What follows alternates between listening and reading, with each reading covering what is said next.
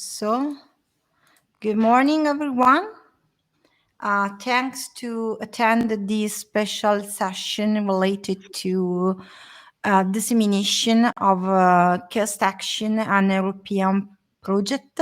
I am Valentina Lenartuzzi from Alit University. I am the strategy dissemination leader of this Cost Action that is mainly related to creating an European network for gender balance in informatics. Together with me, today are our chair, Professor Letizia Iaccheri from NTNU. Hello. And our vice chair, Bara, for us, Bara, Bunava, exactly. Bara Bunava, Yeah, hello everybody. University in Poland. And the idea of this chat, of this talk today, is to briefly present what is Cost Action. So what is again our Cost Action, as you can see from our logo. And then our chair and our vice chair introduce a little bit in deep the scope. And then as our description of our meeting already was posted, we want to discuss with you and collect your feedback and your experience in GAP, the gender balance in informatics, and in this case, especially in software engineering, because we are in 2021, sorry, and we are still there yet to discuss about how fill the gap. And in order to fill finally the gap, we need your experience, we need your expertise, and we have to talk with you. So now I move on a little bit to present the rest. So our project is about 4 years and started in September, October 2020. So we are pretty young. Initially, we were 25 members country in the network proposal, and now we reach 38 countries. So we grow. In 6 months, we grow about 12 countries. And of course, as I told you, our action chair is Letizia Iaccheri from NTNU Norway. You can follow us in our website, eugain.eu, and through Twitter, eugain19122. That is the number of our Cost Action. So who we are? We are mainly very disseminated in the Europe. So this is the main, the action leaders, so the principal, the people that have principal responsibility in the Cost Action. And there is Monica Landoni from University Svizzera Italiana in Switzerland, Zinep Shaitimar from Turkey, Ivica Kronkovic, sorry for the pronunciation, from Sweden, Erika Bram from Germany, Steve Kramer from France, Fanny Bobak from Hungary, me from Finland, Karima Boudot from France, Patricia Lago from the Netherlands, Rihanna Fner for Turkey, Maria Rousseau from Greece, and Vinike Emmans, our administrative manager from the Informatics Europe. Sorry.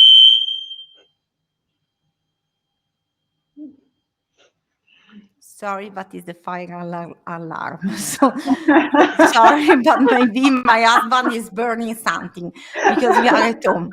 So now the stage is for our vice chair, Bara, that start to introduce the main challenges that we want to address. Yeah, so hello everybody. It's really nice to see you in here. We want to tell you a little bit about the Cost Action and about the reasons why it all started. So basically, to be clear, it's clear already now that it's not really sustainable to keep up with all the technology advancement without engaging everybody who wants to be part of technology. And we can really see clearly that the largest reservoir of talent in the world when we look into encouraging people into tech is women. So in this Cost Action, we really want to focus on thinking about the effective strategies, like what really works and what is the reason why so many women who want to be part of tech and want to contribute are not contributing at the moment. Yeah, this also like thinking about it conceptually and really joining together and putting on at the same table people from different countries is about to help us to really find like good solutions. So prevent shortcuts that people sometimes use when they don't know what to do. Because at the moment we have this problem in academia as well. So we would like to have more female professors, but we do not have so many female PhD students. And when we look at female PhD students, we would like to have more of them, but we have a limited pool of master students. So when we look at that in this broader context, we decided to start this action, to cost action, to really like put together people to go through the school to university, university to PhD, and PhD to professor. And our main like questions that we are asking ourselves, and we are trying to look into different countries and see what works in those countries. So what are the things that have proved to work? Then we are focusing on how actually to help more girls to decide for informatics and go to study at university. Then how to retain them when they start studying, because we have this pipeline is really leaking. So we are losing girls more often than we are losing boys. So why that happens? Then encouraging them to study PhD because many would be interested, but are maybe waiting for more personal invitation or maybe role models that they do not see at the moment. Then to actually help them to grow in their career, to create a network in which they feel encouraged to continue their career and become professors. And then like have this as something that we want to share with everybody. So Valentina, if we go to the other slide, then we see a summary of the working groups that we have. We have really wonderful teams. So if you were with us in the EU Gain construction, you would see that it's really wonderful people being active on this matter. We are really trying to like put our heart into the thing. So really thinking what is working, learning from each other, because there are many differences across countries. I can give just one example. So now we were discussing within VG1. VG1 is from school to university. And we were discussing the reasons why so few girls actually enroll in university. And having many nationalities at the table, we understood that it's actually different in every country. So it's very different in Portugal and in Czech Republic and in Turkey. So for example, the situation in the Czech Republic is that the salaries are very high for people in tech. And for many girls, it's actually something that discourages them because it looks too ambitious, too difficult. Maybe only the smartest people can apply. So it discourages them actually seeing how high the salaries are comparing to other disciplines. While when we see, look in Turkey, the family is the main reason that is navigating their daughters into different fields, even if they would like to go and study tech. So it's actually very inspirational to be sharing, and we'll be organizing many events within those working groups that like follow this schema. And we have a very important working group at VG5, and Valentina is the leader, where we want to share with you, we want to learn from you, and also share what we found with you. So we'll be really happy if you follow us on Twitter, find us on Facebook, and really be engaged. So when we organize something, be with us. And I'll pass with that to Letizia. Thank you, Valentina. Can you go one slide ahead? So when we started this movement, we were not aware, at least I was not, that we were aiming at doing science and technology, because COST stands for Cooperation in Science and Technology. When we started, we were all, at least most of us, very enthusiastic, like activists. We want to do something, we want to learn from each other. So we set up this network, and we soon realized that we are talking to other scientists who are the best in Europe in their disciplines. And we are in kind of start phase, because when you look at what we have done, we are researchers from software engineering, from other computer science disciplines, but we have started to do science, to publish papers that address the issue of having more women in computer science from a scientific point of view. But still, we are in a start phase. So So our main goal of being here is not so much to tell what we are doing, but we want to know from you what you think the research challenges are, which questions should we investigate, and we would like to invite you to join the network. Go on our homepage, eugain.eu. We have an open invitation to everybody to join our network at different level. Both Bara and I will be happy to guide you in how to join this network. Yeah, and we already see some questions in the Hello. chat. So, yeah, I think just Valentina, maybe Valentina went backstage.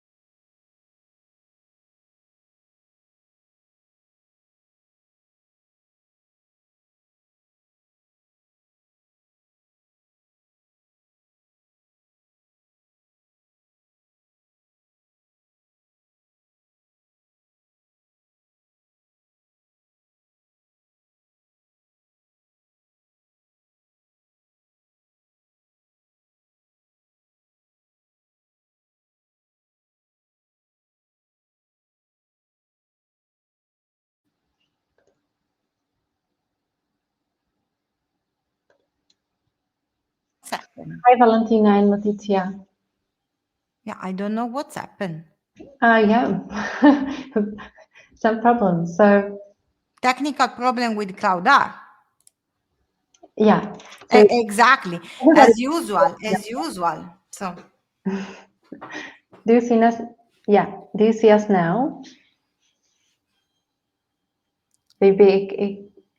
So hopefully we are online. Yeah, we should be live at the moment. So maybe it's just that the people were also interrupted. yeah. Okay, so sorry, I don't know what's happened, but I can share. Yes, we are back. Thanks, Max, for the information. So I think we are back. So there was maybe some technical issue. That's why we need more people in technology, right? Sorry again for the problem, but we don't know what's happening really. So we are Letizia, you can carry on from this. So Yeah, you just need to unmute yourself. Yes. yeah. So what we would like from you is that you tell us if you think that that the problem that we are addressing is important, and if you could give us some advice about existing research work that we should take into consideration, and which are the main scientific issues that you think we should be addressing. We are 100 people from the whole Europe, and we have also some connections connections already in countries outside Europe. We are very motivated to learn, to listen from you, and to grow our network. So I invite you either to write in the chat or to take the word, if it's possible, and give us feedback and ask us questions about what interests you. Yeah, we still have, Bianca, thank you very much for your question and comment. We still have 15 minutes, so it's okay. We'll have enough time to answer everything. So Bianca, great to hear that you are working on similar things for your PhD. It will be actually excellent to know more about you. So if you can contact us, you can find our email addresses on the UGAIN website. It would be great, because that's one thing that, as Letitia mentioned, we also want to bring some research perspective into the topic. And as we are all more like enthusiastic people, some of us are doing research on the topic, but it's not like the primary intention with which we join the cross-section. We are really welcoming people who do research on the topic. You have this question on where do we see the strategies to de-stereotype the informatics career. I think what is very interesting is that the situation is really very different in each European country. And everybody of us is actually perceiving the situation through the context in which they live. So I would say the first thing is to actually understand whether this like stereotype are really as strong in different countries, because it shows that it is really like slightly different in each country. So understanding the differences among countries, I would say, would be like one interesting thing to do first. And we are doing some actions in that regard already. Yeah. And then for the stereotyping, I think there are many activities in that, and they start also with like fairy tales for children, right? There are many activities ongoing on in that respect already, and I think things will start to change once we open up and we are very like public about these topics. It's not just like women talking to other women about women being in computing. I'm now active in doing diversity trainings in companies, and I was looking through those strategies that you should use when doing role models. And there was very interesting points that was saying you need to have this like female role model, not for women, but for men. The men need to see that female role model, because then, you know, like the situation in which we perceive it changes. There is also one comment from Daniel that he, of course, he performed a study about this one. So why not, Daniel, if you want to share, also writing us an email, your experience, to want to share with us your work, we will be very happy to listen your point of view, a man point of view that is also important in our C. And there are other questions. What I would like to say in very simple words, that from a research point of view, the most difficult question is how to measure.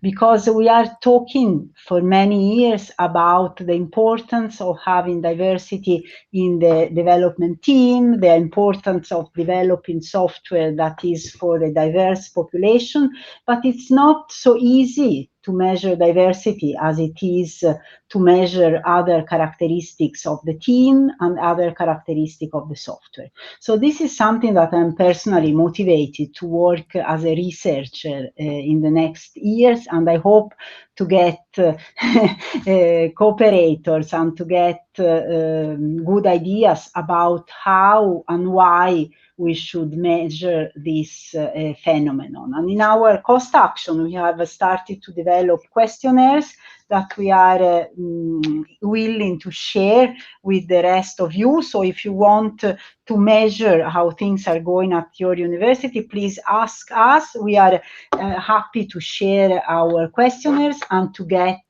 insight in what is happening at the various universities, in the schools, in the company. So we are starting a movement in which we try to learn how to measure, and we try to share the data that we will collect in the next 3.5 years. Because the half year is gone.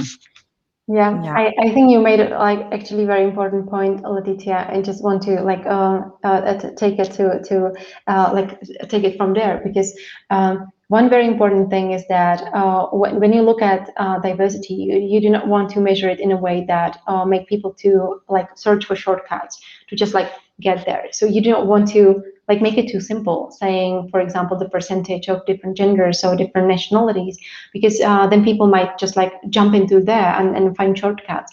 And that does not really solve the situation, because the situation is about being open to people, having fair opportunities, and having also like fair approach to understanding the strengths that all the people are bringing to the table. So I was just talking the other day with one lady here in the Czech Republic, and the discussion went into direction that when you understand that there might be like different really like strengths and talents that we are bringing to the table, then you don't want to judge everybody based on the talents of the majority, right? Because if you do so, you will need to lower the bar, obviously, because you design the talent, you design the measurement based on the majority. So you will need to maybe lower the bar, but it's not lowering the bar. Let's just shift to the strengths of the overall population and looking at that and saying, we care about all those characteristics. We do not only care about the strengths of the majority. We care about the strengths of the overall population. And that's a mindset change.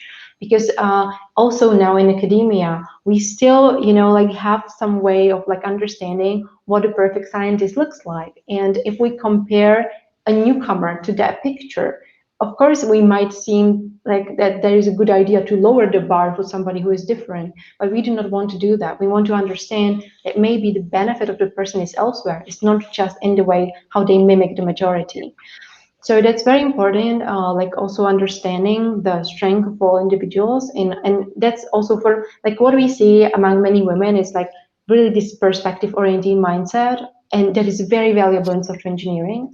Yeah, but still in many universities, when you want a promotion, they ask about what you achieved in a single discipline. They don't care about the other disciplines because they are just, like dead ends for the committee. So the committee wants to know what you achieved in that single discipline, and you need to choose the one and show what you achieved in the one. So this is biased, because if the majority of people is really single discipline oriented and you measure everybody based on that, you might say, yeah, so we lower the bar for that person who is perspective oriented, instead of going the right direction and saying, we will look into the way people are really have the broad mindset as well.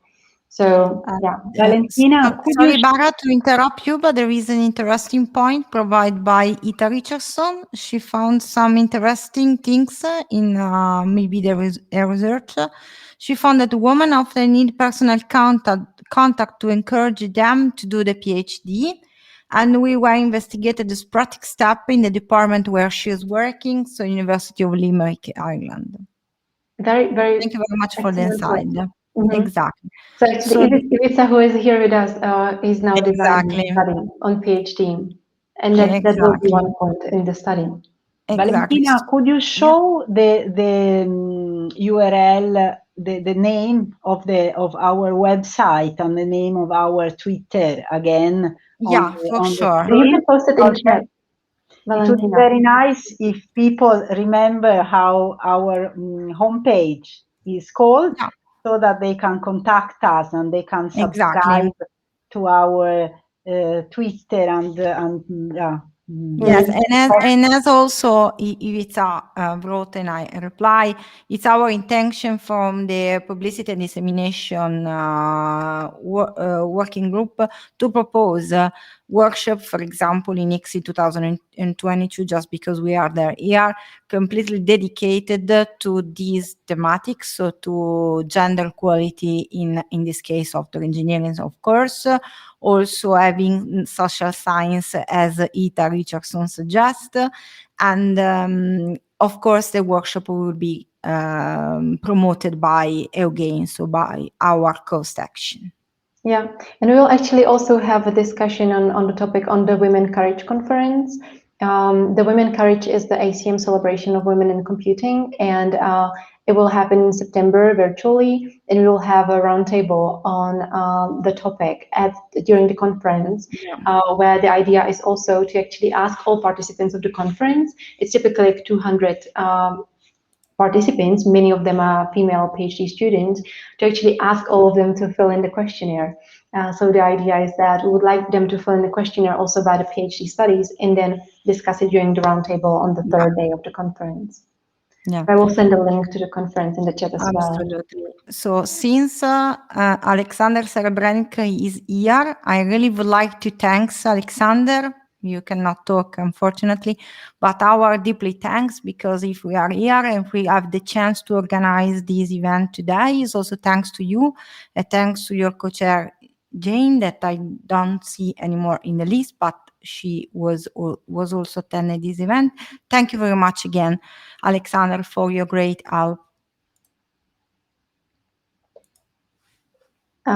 So we have other minutes for other questions before we will be cut off again from the session. So if there are other questions. Yes, I will read the next question of Rita. That another issue is that you have in Ireland is that there is lots of promotion of STEM to young women, and this often results in them not going in ICT careers.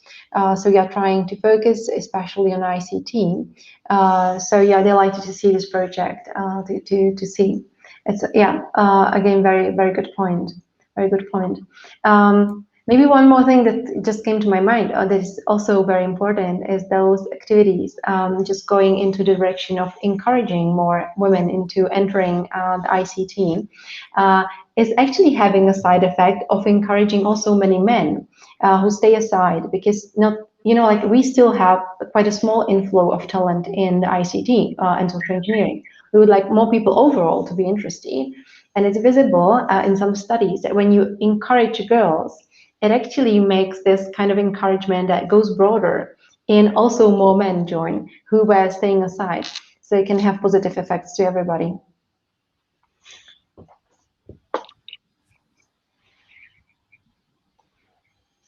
Yeah. So maybe before we finish, any closing statement for any one of you, Valentina, Letizia? Yeah, because we are thrilling about the cutting off. So I can tell of what will happen next. Hopefully, we will have our first workshop connected to the conference of Informatics Europe, the 27th of October in Madrid. This is something I really hope each day that we will be able to meet there, and everybody is invited. And the next step will be the next management committee meeting will be in Norway for the 8th of March 2022.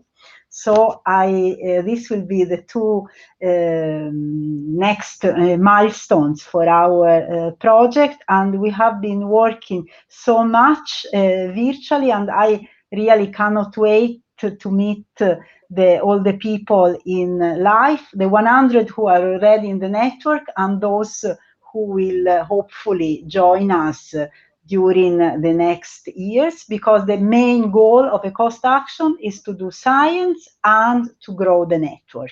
Absolutely. So this is my closing word. Exactly, and if I can also add, is to fill in the gap of the gender balance, because it's important that from the beginning, when the kids are very young, girls can have the opportunity to select based on their preference and qualification, and based just to the fact that it's a job for men, for women, or for other types of genders. Yeah, and also like having influencing their families, because often in many countries across Europe, it is their families who discourage them from following this path. So it's also like one thing that is visible, that like working with the whole society is very meaningful, and promoting this across the whole society. Yeah. other 30 seconds, and then we will move to Yeah, the so other room just follow us on carry on to Twitter. the question. Follow us on Twitter for sure, so that you also learn about some activities that might happen within the network. Okay. So don't abandon us, because we will move to the other dedicated room to carry on with question and curiosity if you have. Thanks again for the people that attend today. I was very happy to share this